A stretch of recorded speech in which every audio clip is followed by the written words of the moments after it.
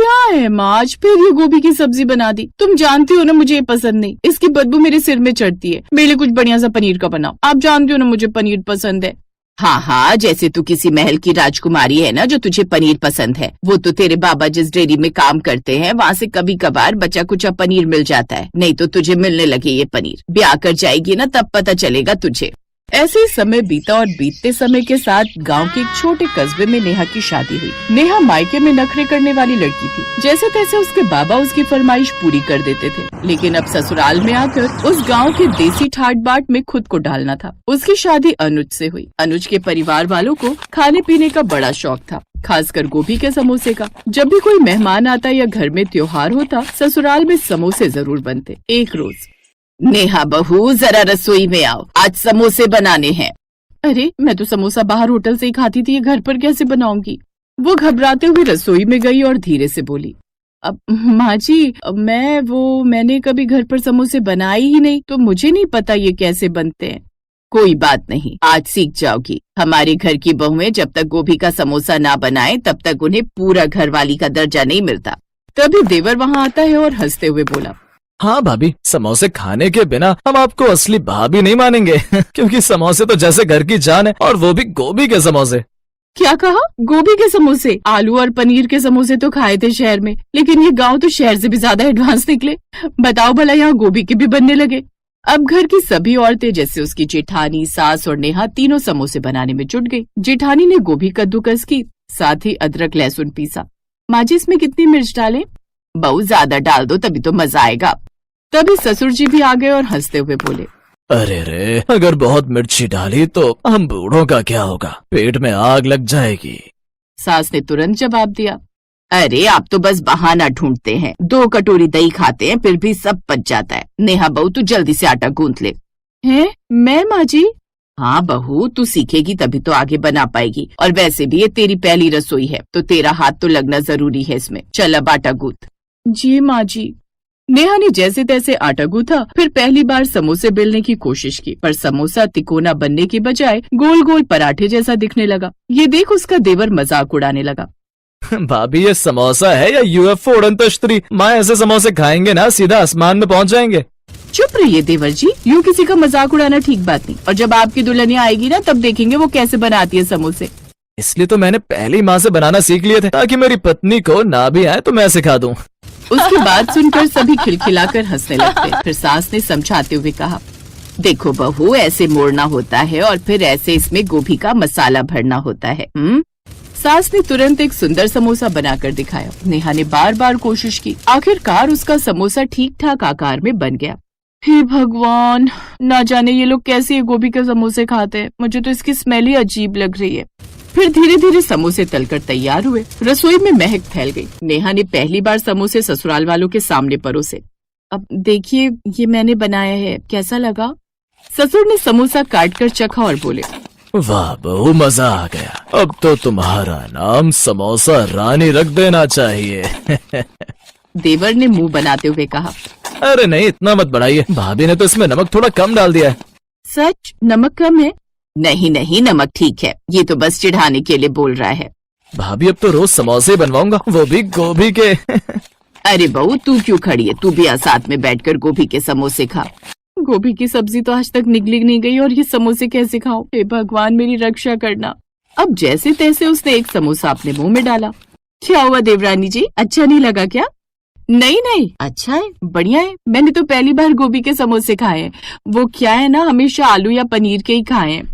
कोई बात नहीं बहू, तुझे भी धीरे धीरे आदत पड़ जाएगी। पहले बड़ी बहू भी नहीं खाती थी, लेकिन आज ये इसके फेवरेट बन गए हैं। लेकिन अब तू परिवार में आ गई है ना, तो तू भी सब खाना सीख जाएगी। और ये तो हमारे परिवार की रीत है, यहाँ कोई भी त्योहार हो या घर में कोई मेहमान हो, हमारे यहाँ यही बनते हैं। हे भगवान, इसका मतलब ये गोभी की बदबू मुझे हमेशा परेशान करेगी। नेहा को उस घर में आए हुए कुछ दिन बीत जाते हैं। एक रोज बाहर जोरों की बारिश हो रही थी। नेहा का पति ऑफिस से घर लौटा। नेहा यार, मैं पूरी तरह भीग गया और भूख भी बहुत जोरों की लगी है। एक काम करो, जल्दी से गर्मा गर्म गोभी के समोसे तल दो चाय के साथ। हे भगवान, फिर वही बदबू, हालत खराब हो जाएगी मेरी। फिर वही बदबू, हालत खराब हो जाएगी मेरी। नेहा नाक पर कपड़ा बांधकर जैसे तैसे गोभी के समोसे बनाती है।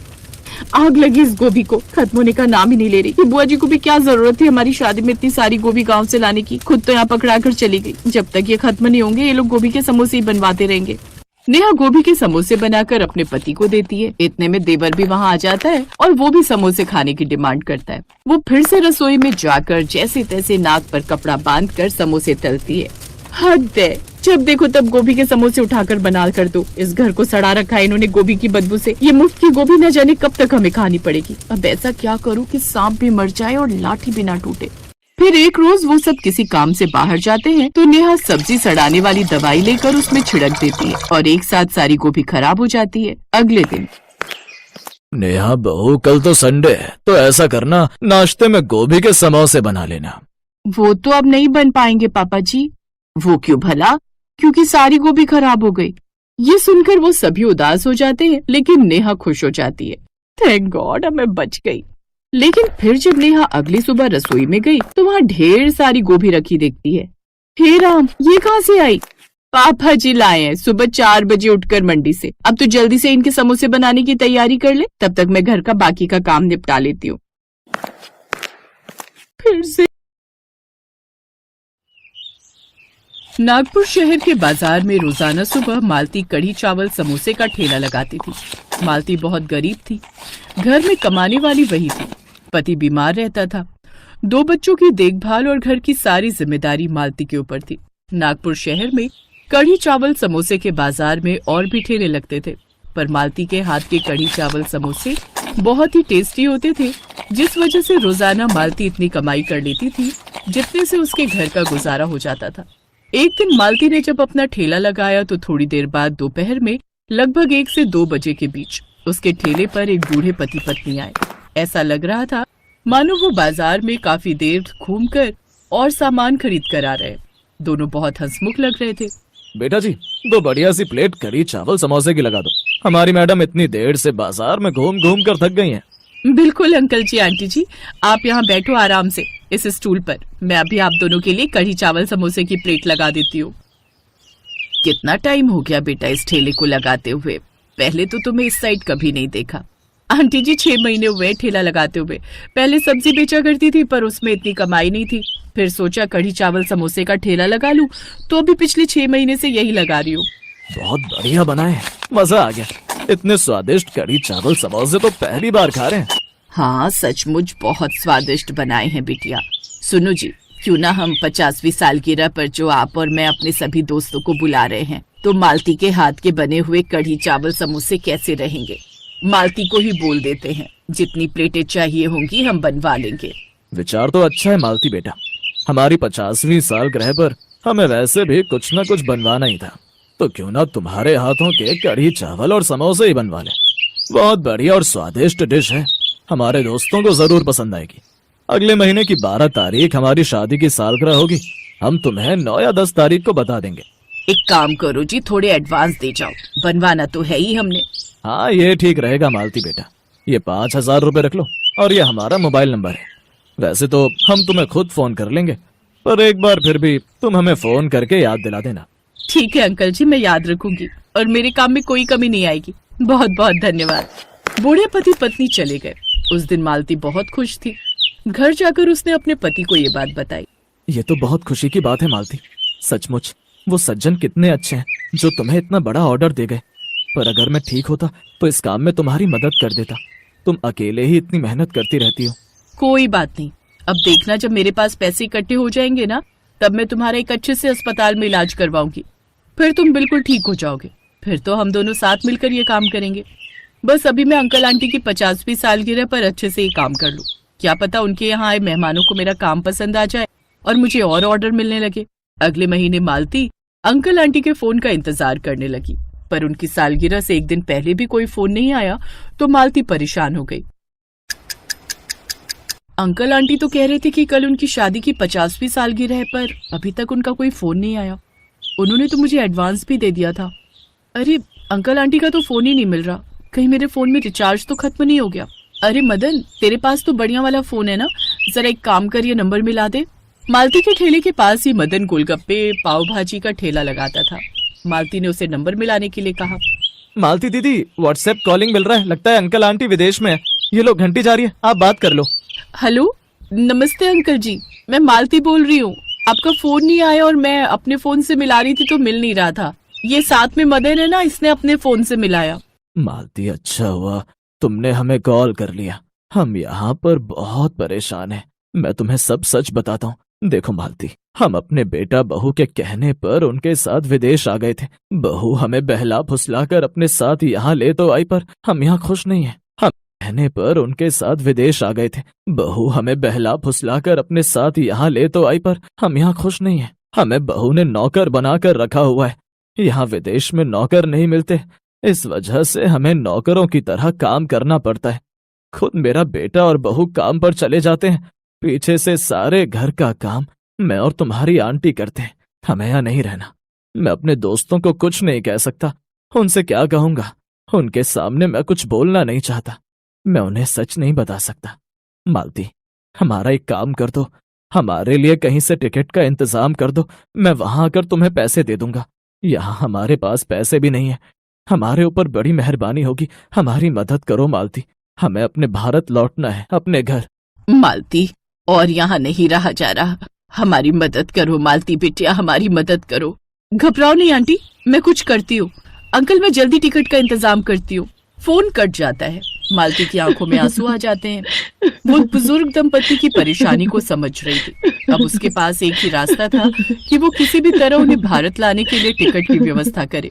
मालती इधर उधर से उधार पर पैसे लेकर अंकल आंटी के लिए टिकट बुक करती है और मदन के फोन से उन्हें टिकट भेज देती है। संजय, अब हम यहाँ नहीं रहेंगे। मैं और तेरी माँ जा रहे हैं। कैसे जाओगे? आपके पास तो वापसी की टिकट भी नहीं है। और हम आपको टिकट के लिए पैसे देंगे नहीं, इसलिए जब तक आपकी टिकट नहीं होती तब तक आपको यहीं रहना होगा। ये आपकी मजबूरी है। हमारी टिकट का इंतजाम हो गया है बहू। तुम क्या सोचते हो, हमारे भारत में हमारी मदद के लिए कोई नहीं है? हमारे भारत में परेशानी के समय रिश्तेदारों से ज्यादा जान पहचान वाले काम आते हैं। है हमारी एक बेटी जिसने हमारी टिकट कर दी है। सुनो जी, सामान पैक कर लिया है, चलो, हमारा फ्लाइट का टाइम हो रहा है।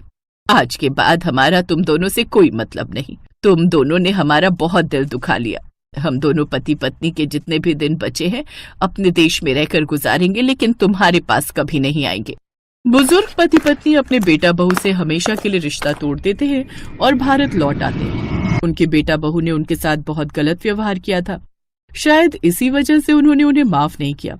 मालती भी अंकल आंटी को देखकर बहुत खुश होती है। मालती बेटा, आज तुमने जो हमारे लिए किया उसका एहसान हम कभी नहीं भूलेंगे। अब तुम्हें चिंता करने की कोई जरूरत नहीं। हम वापस लौट आए हैं। हम तुम्हारी मदद जरूर करेंगे। तुम्हें कभी कोई परेशानी नहीं होगी। हम तुम्हारे पति का इलाज करवाएंगे। तुमने हमारे लिए जो कुछ किया है उसके बदले हम जितना भी करें उतना कम है। अंकल जी, एक शर्त पर। आप यहाँ से चले गए तो आपको अपनी 50वीं सालगिरह मनाने का मौका ही नहीं मिला। मैं चाहती हूँ आप अपने सभी दोस्तों को बुलाओ और शादी की सालगिरह मनाओ। मैं सबके लिए कढ़ी चावल समोसे बनाऊंगी, जो मैंने आपसे वादा किया था। मालती की बात सुनकर अंकल आंटी की आंखों में आंसू आ गए। उनके अपने बेटा बहू ने तो उनकी खुशियों के बारे में कुछ सोचा ही नहीं था और मालती पराई होकर भी उनकी खुशियों के बारे में सोच रही थी। बूढ़े दंपति के सहयोग से मालती की जिंदगी में भी बहुत बदलाव आया। उन्होंने उसकी बहुत मदद की। मालती के पति का इलाज करवाया, पैसों की भी मदद की। मालती के कढ़ी चावल समोसे की बिक्री बढ़ाने में उन्होंने पूरा सहयोग दिया। धीरे धीरे मालती ने पैसे कमाकर ठेले से दुकान बना ली।